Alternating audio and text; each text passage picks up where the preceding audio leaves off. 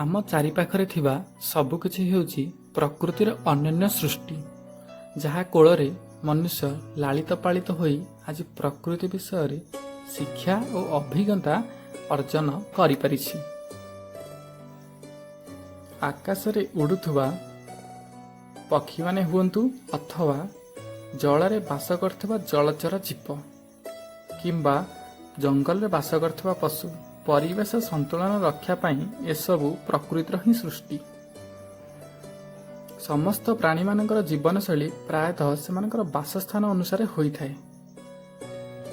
ଆସନ୍ତୁ ସେ ପ୍ରାଣୀମାନଙ୍କର ଜୀବନଶୈଳୀ ବିଷୟରେ ଆମର ପଞ୍ଚମ ଶ୍ରେଣୀ ବିଜ୍ଞାନ ବହି ସମସ୍ତେ ଏକାପରି ନୁହନ୍ତି ବିଷୟରେ ଆଲୋଚନା କରିବା।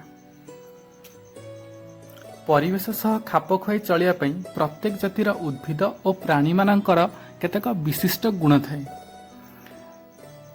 ବାସସ୍ଥାନ ଅନୁସାରେ ସେମାନଙ୍କର ଆକାର, ପ୍ରକାର ଓ ଖାଦ୍ୟପେୟ ହୋଇଥାଏ।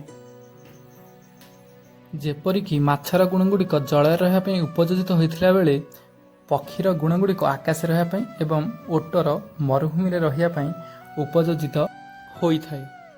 ଆସନ୍ତୁ ପ୍ରଥମେ ମାଛର ବିଶେଷ ଗୁଣଗୁଡ଼ିକ ଆଲୋଚନା କରିବା।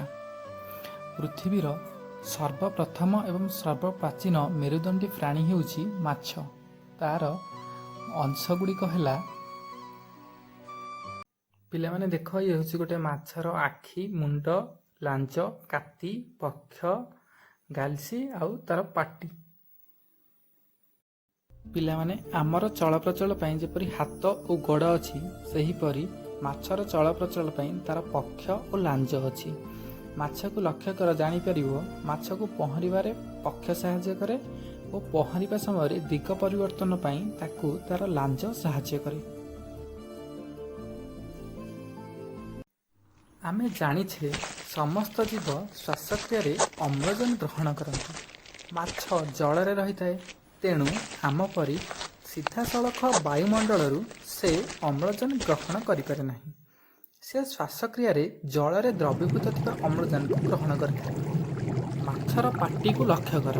ପାଣିରେ ପହଁରୁଥିବା ସମୟରେ ମାଛ ତା ପାଟିକୁ ଖୋଲୁଛି ଓ ବନ୍ଦ କରୁଛି। ପାଟି ମେଲା କରିବା ସମୟରେ ପାଣି ତା ପାଟି ବାଟେ ପଶିଯାଏ। ପାଣିରେ ଅମ୍ଳଜାନ ଦ୍ରବୀଭୂତ ଅବସ୍ଥାରେ ଥାଏ। ସେହି ପାଣିରୁ ମାଛ ଗାଲିସି ସାହାଯ୍ୟରେ ଅମ୍ଳଜାନ ଆଣି ନିଜର ଶ୍ୱାସକ୍ରିୟା କରିଥାଏ।